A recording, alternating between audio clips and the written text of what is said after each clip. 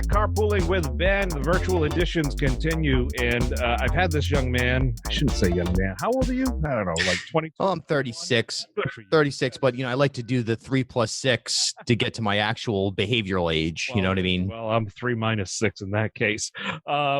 Well, no, yeah, I guess that would work too. I like that tone. Yeah. Math was never my strong suit, but nonetheless, he has really shaken things up in the local media scene. He's got quite a history, and now, as you can see, he's got his own mic flag, which I don't even have, but he's got one. Looking sharp. Bill Bartholomew of the Bartholomew Town Podcast. And Bill, it's great to see you, and this has obviously been unprecedented times over the past few months. You have really taken a driving role and become kind of the leader when it comes to the independents out there, as far as covering the story, getting the information out to various platforms and different groups out there. And so, sir, welcome to the virtual carpooling. You look great. You look good. Trying, got to do. You're keeping the plant alive in the corner I see over there. So that's somehow it's baking in the sun, and somehow it's still there. Got the gray T-shirt on. I'm usually in an all black fella, so here, mixing it up a little bit. Well, that's very progressive of you, sir. That's very progressive of you. But talk to me a little bit. I mean, you started, for those who don't know, you started your podcast a couple of years back. I was honored to be the second guest on it back in the day, and since then you've become one of the must stops or must dos, really, for anybody who's doing anything in politics, whether they're running for office, whether they've got something they're trying to pitch. You've really become a trusted source out there, and you do a great job. So talk to me about, for people who don't know, what you do and also how you got started with it. Sure. Well, first of all, I appreciate that a lot, and it's been moving so fast. This year's been rapid fire, and it's really hard to believe that everybody says that every year, that, oh, wow, it's already August, or, oh, I can't believe summer's only got another month left, or whatever it is. This year, more than ever, it is hard to believe that it's been, and for a lot of folks I know in the lockdown and through dealing with the virus in different ways, it's been the opposite. It's just been dragging on. But for me, I feel like that in recent times, things have been moving really quickly. So it isn't, I haven't really had a whole heck of a lot of time to pause and think about, what have we been doing with the podcast? What have I been doing as far as reaching an audience with more critical information and people that frankly maybe aren't going to tune into TV or radio during this pandemic, and transmitting information from the health department or from the governor, or opinion from medical sources, or other elements of our society. But working backwards, sure. So I've always had a passion for broadcasting, especially growing up in Rhode Island. I've always had a passion for Rhode Island media. The coffee cup salute. Where's Art Lake out there in the stars right now, looking down, and all the way back, and really. When I was living in Brooklyn, I lived in Brooklyn for a decade. When I was there, I had already become a radio fan. I'd already listened to a lot of WEEI before I left, and talk radio was something that was a medium that I loved.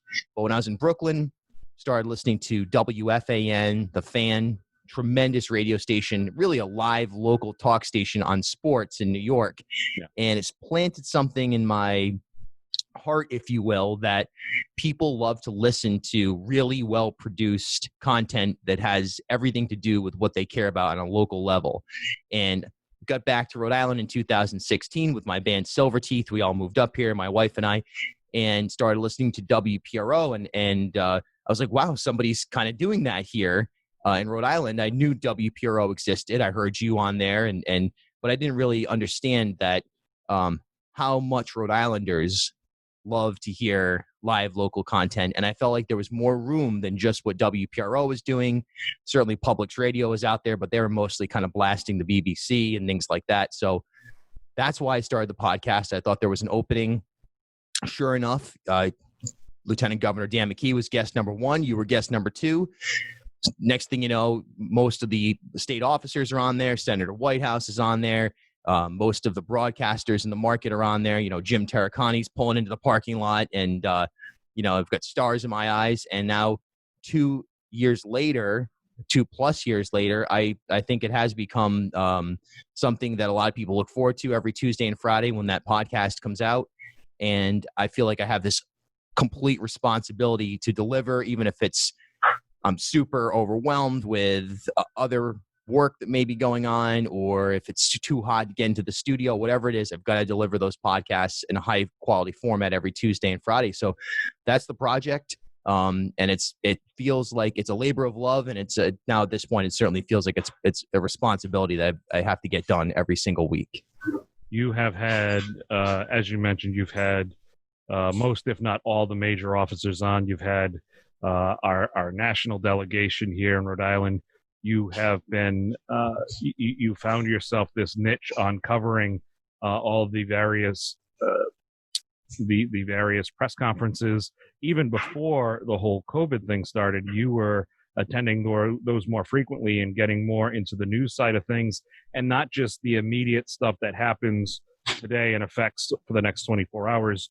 You've focused on stuff that is long-term, whether it be a week, a month, a year, or whatever the situation may be. But having that independent voice and having that freedom to go out as you can, when you can, providing you're able to, and you live in Providence, so you're right there, kind of in the heartbeat of it all. What was it like as you started, becoming more of this regular name, this trusted name, this household name for those listening? And look, I think media has changed. We often talk about this, you and I. Where are people listening? How are they listening? How are they consuming the news? Podcasts back in the day was, okay, once a week you listen and you might hear something. But now more than ever, there are so many daily podcasts, whether they be 5-10 minutes or longer form like you do. It becomes a source, and not only just that, but also everything you do, like on Facebook, on Instagram, on the various social media platforms, where yes, that's your recorded show on podcast, but there's more content through the Bartholomew Town pages. What was it like as far as kind of as you started to become more, you established your own name? Well, at some point I just decided, I don't have a newsroom. I don't have a Steve Clampkin in a Jeep driving around to do those reports. So I've got to do it myself. And I felt like the news side was equally as important as the opinion, the analysis, and the entertainment that the podcast itself would provide.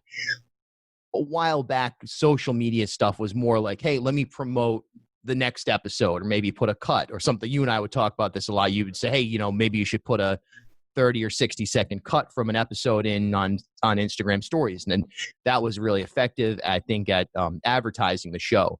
But at some point you mentioned like the last year or so, maybe a little bit less than that, it just dawned on me that while I was already out on the street, I felt like I had to leverage the contacts I had made with the various leaders, whether it's the mayor of Providence or, the General Assembly or the governor's office, whatever it may be, as well as some of the activist groups and some of the folks that were, just, I guess, newsmakers outside of politics in terms of business leaders and artists and so on and so forth, and just be that more of a man on the street, person on the street type of character. And I think that the live streams, the social media work, the reporting, all of that stuff, that is now just as much a part of the Bartholomew Town podcast as the actual podcast episode. So, and there's actually people who think, especially when the governor was having press conferences every day, they're like, oh man, you've got this daily podcast. I listen. And it's like, well, actually you're watching the live streams, not the, right. But who cares? That's just this whole project is now one thing that includes reporting, live streaming, and as well as the produced podcasts every Tuesday and Friday. So it was interesting because at one point I did start to ask myself, what am I doing here? You know what I mean? I'm not, I don't have necessarily, the same approach or didn't have the same approach as the typical reporter in the room, which is coming from a truly unbiased place, at least in how they're presenting themselves. And look, I can talk to Mike Chippendale or Aaron Regenberg and come at it with the same objectivity. But at the end of the day, I think everyone who listens to the show knows that, I've taken opinions on things. I've filled in on WPRO. I've come out and I have an opinion on topics that I'm covering. So that was a challenge, but I think, like you say, the audience began to trust it. I think those who opposed some of my viewpoints started to embrace the fact that they could jab me and start to poke holes in my stories, but would not do so in necessarily a mean way. We started to build this sort of fun relationship, and somehow it worked. And I noticed that the live stream numbers were ticking up and that some of the streams were getting into the thousands. And, I realized that, hey, people want this, people need this. No one else is doing it. When it comes to the TV news or the other radio stations, really only Steve Klampkin at WPRO is live streaming. And frankly, there's a lot of overlap between Bartholomew Town and WPRO, but there's also there's different audiences that aren't listening to the radio that I have. So I think that enabled me to say, hey, look, just like with the podcasts themselves, I got to go out and do it. Doesn't matter if it's raining or whatever. You got to go do these. People are waiting for it. No, absolutely. And, I like what you said as far as you have an opinion.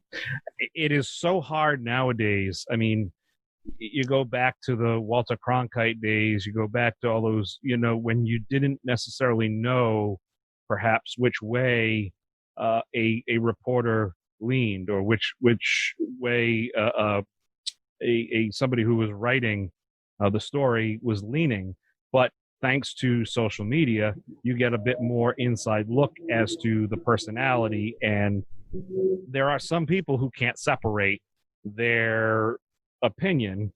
And I hate to use the word bias, because I think the word bias has such a negative connotation in certain topics, but they come at it from one side where they feel stronger, and when they're presenting an on-air product or an on-podcast product or video, whatever, you have to have confidence. You have to be able to be watchable or listenable. Otherwise, people won't listen or watch. So that source of confidence is there. But the one thing I've always told people when they've said, who is this Bill Bartholomew guy and what's his deal? I say, look, I may have differing opinions than he has, but the fact of the matter is he's one of the few people I can have a conversation with, where I can share my ideas, he can share his ideas, and we may change each other's minds on little points, or see where that connection, where that bridge is, and be incredibly respectful. We don't have to insult each other. We don't have to, throw the negative jabs. We have fun. I mean, I consider you to be a great friend, even though we have different opinions on things. And I've looked up to you because your hustle, your drive, and your entrepreneurial sense has really pushed you and propelled you into some incredible things that are coming down the pipe. We won't give them away right now, but stay tuned, because it's a really awesome opportunity. I'm very proud of you for that. I appreciate it, brother. I know that there have been people out there who have thrown their negative digs at you at time from within the industry, the media industry, and it's those kind of people. It's like, so you're threatened, huh? So you feel threatened by this whole thing, which is unfortunate, because there's no reason why we can't all work together, especially during this pandemic. So we went from this time where all the reporters were kind of crushed together to no reporters, to a TV monitor and submitting questions via, I don't know how the questions were submitted, and then, or how that whole thing worked. Our next question is from Ben DeCastro, social media influencer. The ratio of negative versus positive. Yeah. But then you find yourself on a regular basis frequenting the Vets Auditorium for the weekly updates. At one point it was daily, and now it's been scaled back. And finding yourself with the same people on a regular basis, it's truly incredible. What has that experience been like for you, as far as most recent, where it's the weekly and you're there? And to be honest, if you watch those press conferences, you're one of the first voices typically that people hear after the speakers. You're one of the first members of the media that's asking questions. Well, it's been a tremendous honor. One of the main reasons is because many of the other people in the room, Jim Hummel, Steve Klampkin, G. Wayne Miller, are people that I have the utmost admiration for. And so to be in their company and to watch them work on any occasion is something that's important to me and has been extremely valuable. But in that context, in the seriousness of the moment, it's extremely humbling every time to be there with some of these folks. And I think that the governor's press conferences, at one point, from my own vantage point, it did seem like when they were still every day or 3 times a week, the amount of information was somewhat getting lost in terms of the critical information was somewhat getting buried, I think, in the presentation. I feel like now, once a week, every Wednesday, they come out, they put forth Dr. Alexander Scott, the governor herself, obviously, and recently Education Commissioner Angelica Infante Green. They come out, they put information out, and then they turn it over to the media. And that's that classical way of how it should work. The fourth estate gets to go to work, and it's a tremendous responsibility. I feel a lot of questions from listeners on, again, going back to that whole thing across the spectrum. People that I know are diehard Trump supporters, people that I know are literally would like to remove the police department of every municipality in the state. All that whole spectrum I hear from people. And of course, formulate my own questions and as a reaction to whatever was just said. So I always have to, in the moment, figure out where am I going to go here. Somebody's going to feel like that I ignored them and their needs or whatever it may be. But navigating it and trying to figure out the most important question in that given moment that is not something that a network news reporter would necessarily ask. And again, I think that everyone in the room does a great job to an extent, but there are definitely folks who, not being independent, they are, they're somewhat tied down to, they can't infuriate the governor because they have relationships they need to mature. Not that I necessarily come out attacking, but I think a good example is Jim Hummel, who he's his own man, and he's able to ask those 5, 6, 7-part questions without fear of some editor or anybody coming in and saying, well, hold on, back off a little bit. And you know what? At the end of the day, you can tell the governor has so much respect for him and knows so much detail about where his kids went to college or where, all of that, because he takes that approach. So I really try to follow Hummel's lead in all reporting contexts, but particularly in there, it's been a tremendous honor to be in that room. And through this process, I have grown to admire the governor as a leader. I disagree with her on many things.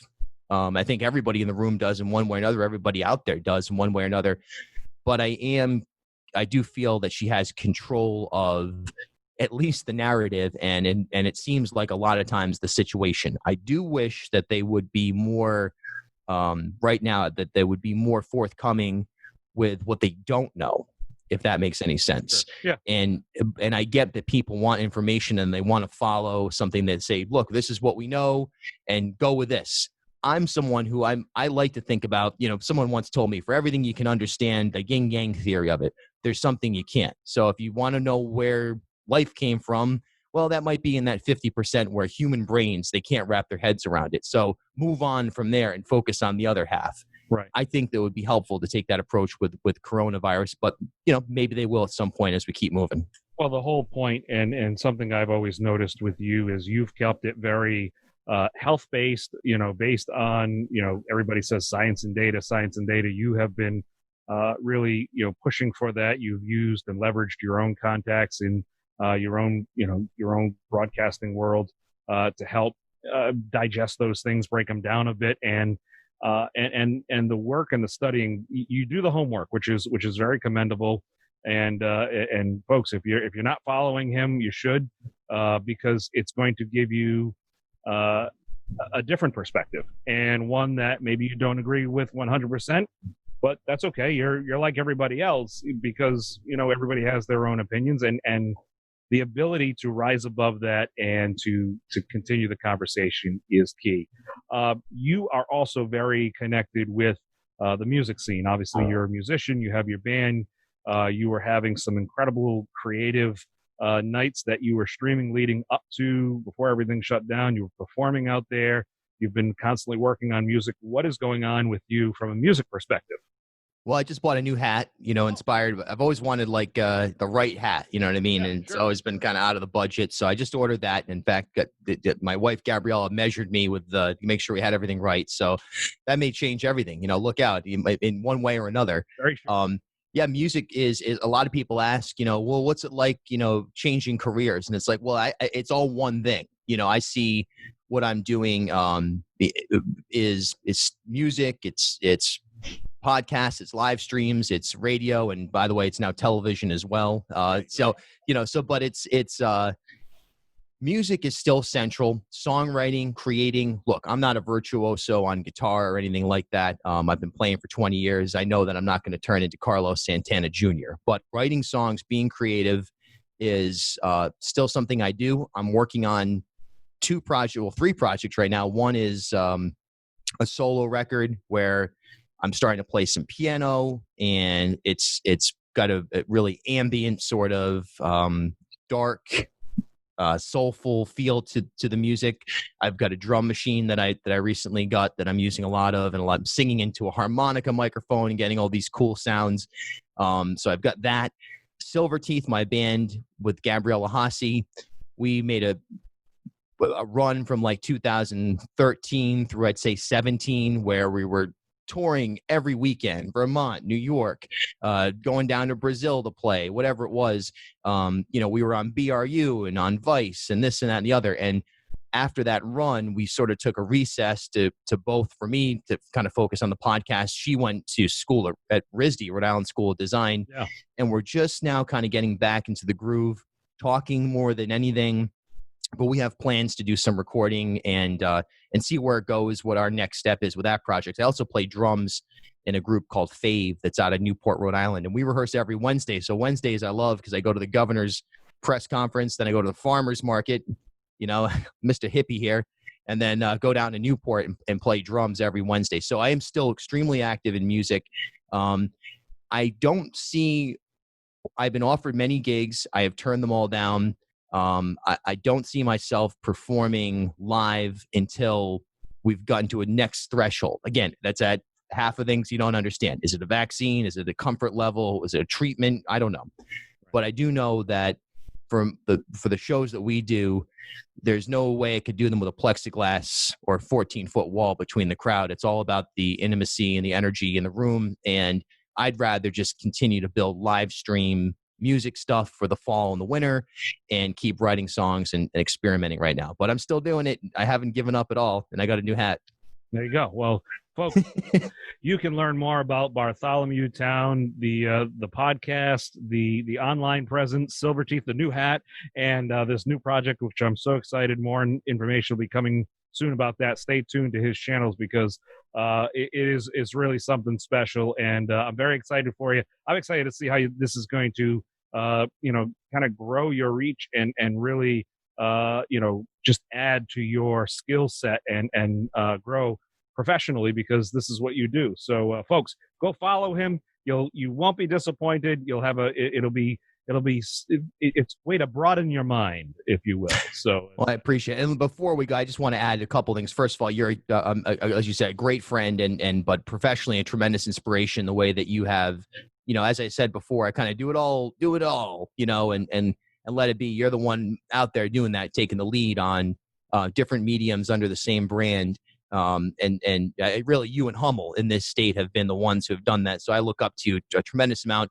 And also congratulations on being a part of the #1 country music station in the United States, Cat Country. Don't make any mistake about it that you have a lot to do with that, because to get to numbers that are what Cat Country has achieved, your role bridging the serving as the fill-in host is critical and is a huge part of that continuity, and that you own that just as much as the Orange Cat itself. Well, that's very kind of you to say. Either way, whether it's in your world or my world with whatever we're doing, no matter what, we couldn't do it without the support of the viewers, of the listeners, of the people who let us be part of their family, because it's all about that experience. So, folks, go be part of the Bartholomew Town experience and everything that's happening over there. You will certainly be a better person for it. I can guarantee you. Absolutely. Bill, good to see you, sir. Go have a great day. Ben, always a pleasure.